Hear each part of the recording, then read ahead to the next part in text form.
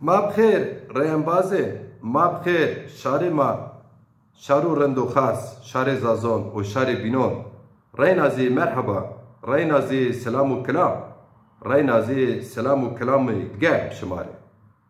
Şıma selameti rindi veşi, İnşallah şıma pirupya holo selametu veşi dibi.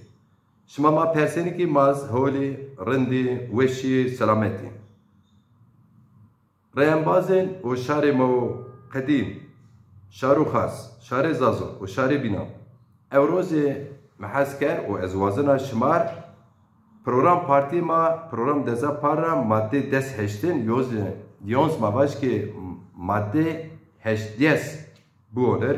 İnşallah şıma pe kayılo razı beni.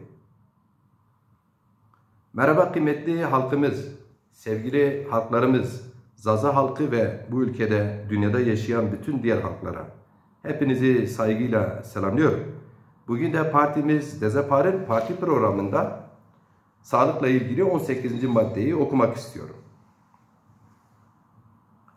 Madde 18.